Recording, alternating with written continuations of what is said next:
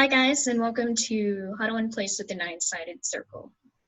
This is episode 17, and we're going to be talking about being in it for the long haul. So I'm your host, Noor Kyle. And I am your host's trusty sidekick, Mushtaq yes, Ali. Yep, and I'm in Los Angeles, and he's in the Bay Area of California. And yeah, we're going on our 4th week. Yes. Yeah, something like that. Yeah, yep. We're in the midst of our 4th week of huddling in place, as it were. So, yeah. Is there anything else you want to share about that, or should we just go on? No, I'm. Life is good here so far. I mean, the streets are empty for the most part. People are staying indoors. You see a few people out walking to get some fresh air, but they're all observing social distancing. So life is good. Yeah, I think things have really set in here that things are serious, and especially in LA County, things are definitely in action here in every sense. The virus, the response, all of that. So people are being pretty conscientious at this point. Yep. With that said, we definitely need to be conscientious going forward. Oh yeah. And that gets us to today's theme, in it for the long haul. Mm-hmm.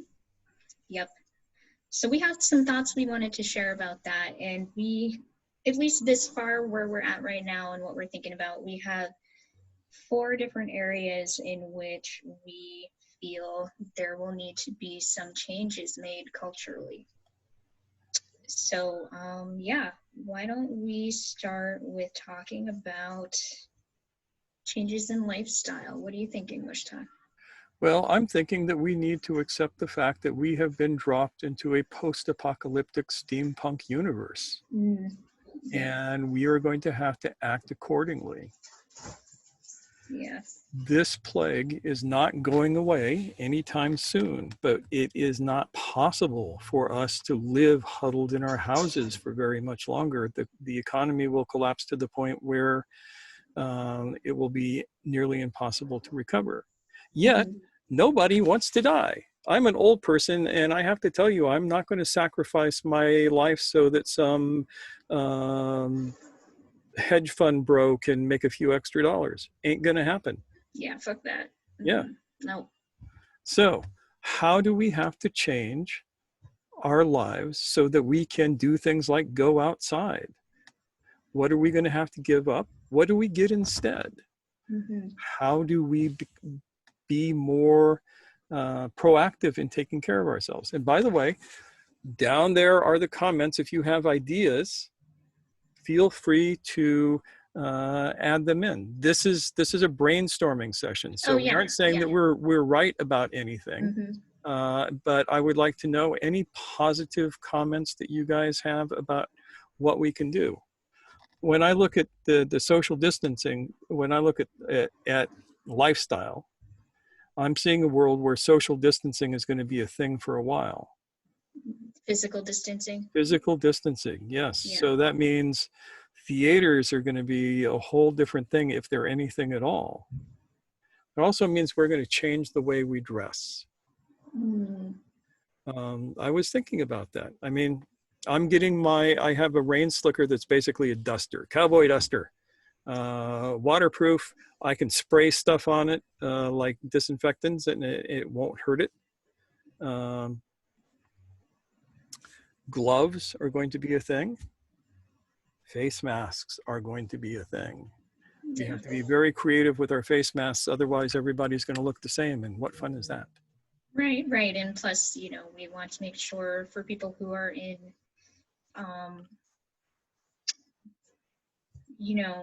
social demographics where people might take it the wrong way if they wear masks and be fearful. Like that's something we do need to work through, because it is important that we're all able to participate in caring for ourselves.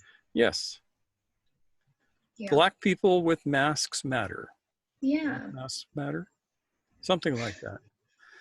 Do And not get upset because a person of color is wearing a mask. They are not there to rob you. They just don't want to die. right, yeah. And early on, because of the ingrainedness of wearing masks among the Asian community, like they were getting the brunt of it at first because people were seeing that and thinking, oh, that person's infected. And we have to get over that. We are going to have to figure out how to reconstruct our thinking around issues of face covering and protection. Yeah, I just heard on the news machine today that it is now okay for people who work in stores in California to turn away people who don't have masks. That's going to be tough for those people who aren't wearing them because they're scared. Yep. That's going to be tough for them. Yeah. So we have to find a way to be compassionate to everybody. Mm-hmm. I mean, Yep. I can get away with it because I'm an old white guy. Kyle can get away with it because she's a cute little girl. She's not really a cute little girl, but yeah, I she mean, looks I like get, one. She yeah, plays one on the internet. exactly. Yeah, I mean, we have privilege that we acknowledge and we know that makes our lives easier. But for people who can't get a hold of masks right now for one reason or another, Or people who are were, afraid yeah, to wear it because they think they'll get the police called on them and the police will come up and shoot first and ask questions later. yeah, that's a real thing right now. So that's definitely part of this. Personally, it makes me sad to say, but I think a lot of the cultural norms around greeting through touch may shift. And there are ways in which that makes me sad, but I think that may be inevitable right now. We're all going to be thinking in very traumatized ways probably around physical touch if we've been through this quote unquote quarantine experience. Of course, I have the opposite view because I'm kind of a non-hugger. Yeah. And Yeah. so the fact that I don't have to figure out how to either dodge or endure strangers hugging me, Mm-hmm. Yeah. it's like, Yeah, I mean, having been part of the Muslim community and seeing how people handle not shaking hands between the sexes and such, I mean, that was never a policy for me personally, but I know that this is a familiar struggle for people who have had those experiences, and they've worked out strategies around how to ease the awkwardness around withholding a handshake and things like that. So those are things we may have to gain some comfortableness around. so with this, think about how you want to dress. How can you dress in such a way that it protects you? Yeah. Think about how you disinfect your dressing or your clothes. One thing's for sure, UVC light is going to become a thing. I can see people having a UVC box in their house. They come in, they take off their mask, they take off their outer garment, and they hang them up in the box, and the UV light goes on and disinfects it for them. Yeah. Yep. And, you know, some of this may seem like over the top measures for the coronavirus in particular, but given the way that we are sharing more close contact with wild, undomesticated animals that carry viruses that can be transferred to humans and cause pandemics like this, we are potentially going to be experiencing threats like this more frequently. So these are things we're thinking about now in advance. How do we handle that? How do we keep living a healthy life and accommodate that reality? Yep, we have to get ahead of this thing. We cannot be playing catch up all the time. Yeah. And you know, I'm making light of it. You know, I'm thinking I would look really good in a steampunk overall. I would be smashing. You would. But yeah, Absolutely. Yep. but you know, the idea of people wearing outer garments that are protective yet stylish is going to be a thing. Mm-hmm. Gloves are going to come back into fashion. Perhaps so. Yep. Yeah. I'm sure of it. Yeah. And your gloves are going to say something about you. Like if I'm wearing gloves, they're going to be standard deerskin work gloves because they give you a lot of protection. Stuff can't get through them. And I'm used to those. That's what I grew up with. Yeah. I'm not going to be wearing a gentleman's gloves. Gotta do what suits you and what works, right? Yep. Yep. Yeah. Cool. So, I mean, I'm sure we'll have more to talk about as this goes on and we all come up with more ideas. But I just want to move on to Yes, please. our next domain, which we were thinking was changes in economy. Yes, very, very important. Yeah. This is showing us some very important things about our economy, especially here in America. The first of which is our economy is not designed in such a way to benefit the the mass majority of Americans. No. It's not. Our economy is designed to benefit the tiny little percentage at the top. It's designed to benefit corporations. And we're going to have to do some triage. We're going to have to look at some of, like, what is the most useless job in the world? I would suggest to you it's hedge fund manager. If all the hedge funds went away tomorrow, nobody is going to lose except for people who have invested huge amounts of money in the hedge funds. But if you were dumb enough to do that, Yeah, I mean, we've become so focused on the bottom line, profit making, getting shareholders to be satisfied with, you know, gains and all that stuff, as opposed to focusing on products and on customer service and things like that.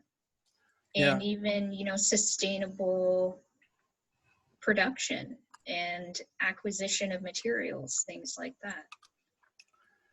yeah. So corporations are going to need to switch from maximizing profits, their fiduciary responsibility of maximizing profits at all costs, to being good stewards.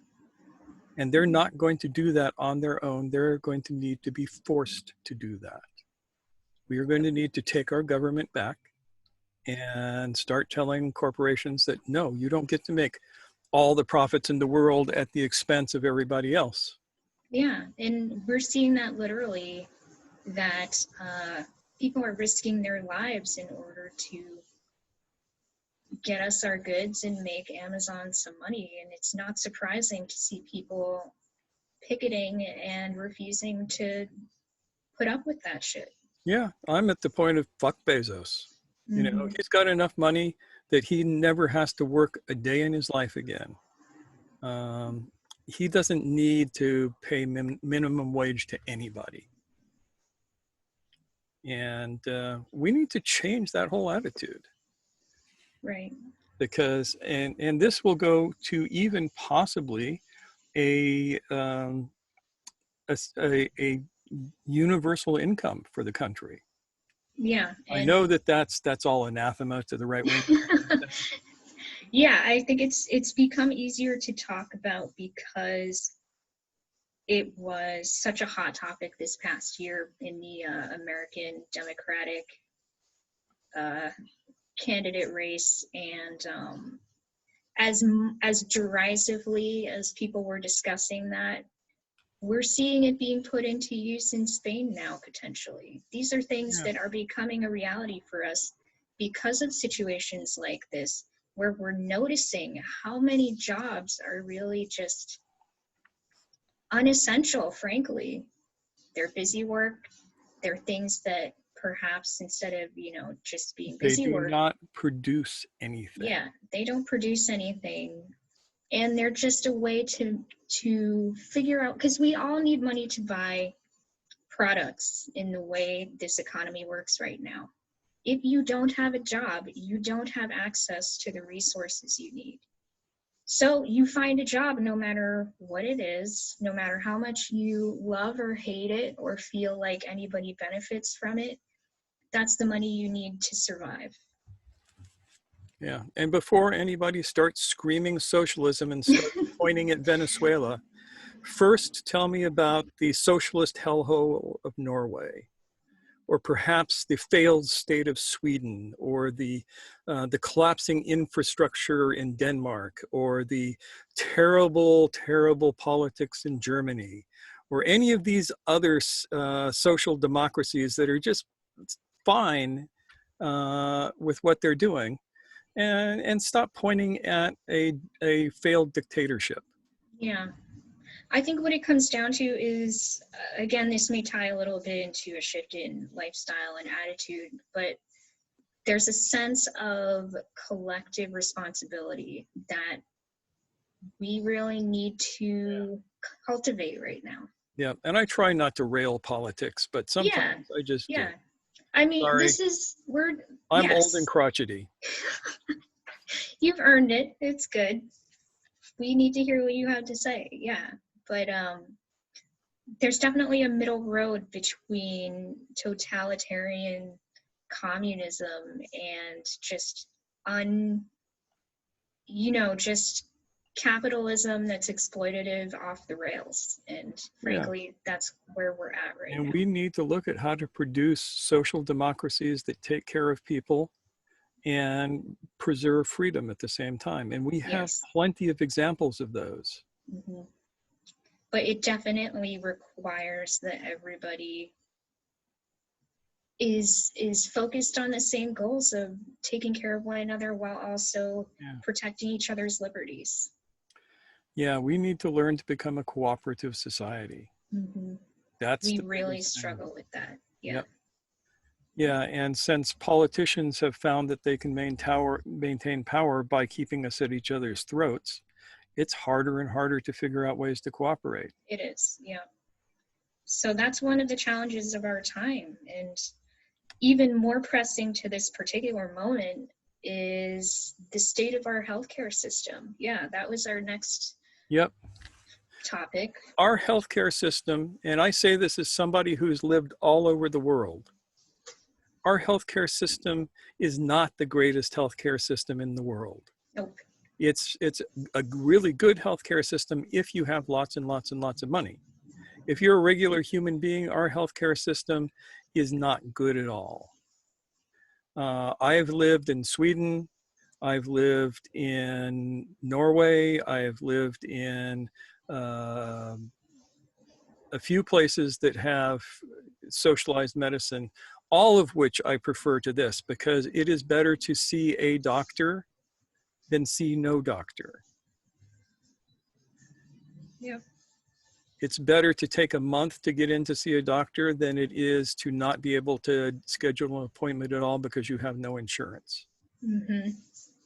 And And at a moment like this, that's terrifying to yeah, not have the ability to. I mean, people can pay right now to get a coronavirus test, but if you can't, everything is so bottlenecked right now that people aren't getting the care that they need. yeah, and people are dying at home right now because Yes. they don't have the wherewithal to call an ambulance and get taken to a hospital. Mm-hmm. Yeah. So we have to look at our healthcare in this country, and we have to revamp it. And I don't care who is president after the election, this needs to be done. I know Biden doesn't really like universal health care. He's going to have to bite the bullet. This Yeah. is something that we need to make imperative. Mm-hmm. And we can allow people to opt out. Right. You know, Exactly. if people go, oh, I don't want to be part of this terrible socialist thing, you don't have to. Okay. Go get Take a insurance. pass then. Yeah. Bye.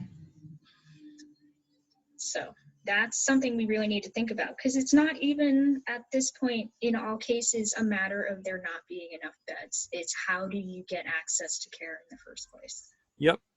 And if That's you ain't got the terrifying. money, you don't get the access to care, as we saw by that kid in Michigan who died because they wouldn't admit him to the hospital because he had no insurance. Mm-hmm. Yep.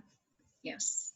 So all of these things are crucial, But for us personally, given the work that we do, we also wanted to talk about the necessity of what we're loosely calling spiritual renewal. Yes. Yes. So for us, that doesn't Spiritual necessarily. revival. Yeah. I mean, we're not talking about going to church and having a crazy old time where everyone's being hypnotized into being further asleep and caught in delusion. That is not what we are talking about. What are we talking about, Mushtaq? We are talking about taking responsibility for our own spiritual growth, however we understand it. Yes. If you're a Christian, be a real Christian. Don't give lip service to the teachings of Christ. Find out what they actually are and live them. If you're a Buddhist, be a good Buddhist. Do your meditations. Practice, all of the Buddhist things. If you're a Muslim, actually pay attention to what the religion says, not what the mullahs tell you, because they're often two different things. And learn to think for yourself, for God's sakes. Yes, for God's sake, people. Yes, as you can tell, I'm pretty hot on this topic. Sorry. Well, I a lot think of fish shaking. Yeah, I mean, our work in particular is to support people in what we call waking up, which means thinking for yourself, taking responsibility for your behavior. You may not be able to control all your circumstances, as we've spoken about before, but your behavior matters. It matters to you. It matters to everyone around you. It matters to everyone on this planet right now. Your actions matter. So learn how to see where your actions, should you choose them, where they will take you, allows you to think ahead. It allows you to make choices that are going to be beneficial not only to you, but to everyone around you. And we need that so desperately right now. Yep. So that's what we got to say. We can promise you that the next several episodes are not going to be quite so rabble-rousing. Some of them might even be fun. Yeah, we'll see what comes up. We may even have a dress up as a post-apocalyptic steampunk character. Oh, wow. I say go for that. Yeah. Yes. Whenever you're ready to do that. So that's all I got. Yeah, and we totally welcome more discussion about this. And if you're looking for someone to guide you through making the changes in your life to help us move in a healthier direction at large, as a human community, we are here for you. I mean, perhaps you'd like to work with us, perhaps not, but our door is open. So. Yep. And by open, we mean that we will work with people one-on-one, both of us. Noor has been doing this for a little while now, and I've been doing it for some years, and she's better than I am. When I say that, but it's true. Yeah. But I do see that I definitely am learning a lot through this experience as well, and I would love to share those learnings. Yep. So you can get in touch with us on Facebook, on Instagram, even through the YouTube thingy in some way or another. And, we're here. Always. So that's what we got to say. And we will sign out, I think. Shall we sign out? Yeah. We'll see you guys tomorrow. Stay healthy. Take care of each other. Bye. Until then.